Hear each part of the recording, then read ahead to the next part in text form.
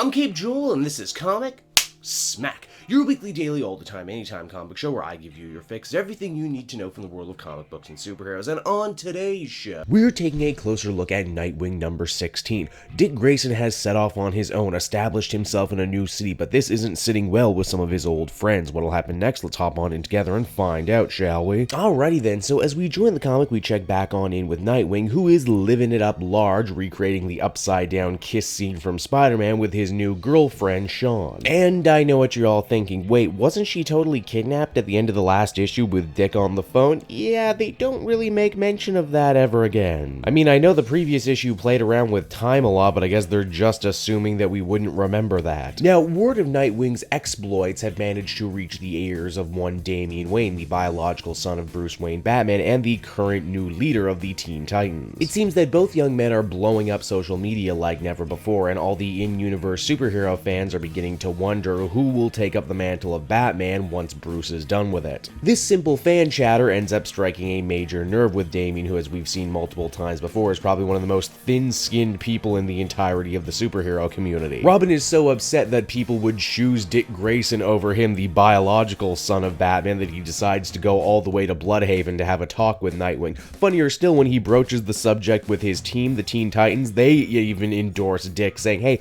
wasn't he Batman once before? And indeed he was during the Grant Morrison time on Batman and Robin, just one of two references they'll actually make to that series. Man, I love it when old continuity comes back in new and interesting ways. And while in Blüdhaven, Robin and Nightwing decide to collaborate together to beat up a bunch of D-list thieves in horse masks. Even they have to admit that, it seems like the better class of criminal isn't showing up in Blüdhaven anymore for some mysterious reason. Damian tries to have it out with Dick over who the true heir to Batman's legacy should be, but before they can settle this conversation once and for all, Dick gets a call from his girlfriend saying that she's missed her period and now she worries she might be pregnant. Much like the previous issue, I like this turn of events because it shows Nightwing being forced to deal with some very real, very adult situations. Not just superhero situations, but stuff people actually deal with in a very mature, very thoughtful way. You see, here's the thing. Dick wonders aloud to himself if maybe now is the time to have children. I mean, Bruce wasn't that much older than him when he had Damian and started adopting super kids. However, when Nightwing gets to his girlfriend's apartment, he discovers that she's long gone, and with one terrifying message sprawled in red ink on one of her artworks. Luckily, Damian hung around and manages to make up for being such a D-bag earlier by helping Nightwing solve a series of clues left around the apartment. It would seem that whoever did this not only has a major hate boner for Nightwing, but some rather serious information on Dick Grayson as well, right down to his favorite book. It's then we're introduced to a character we haven't seen in a very long time, a character called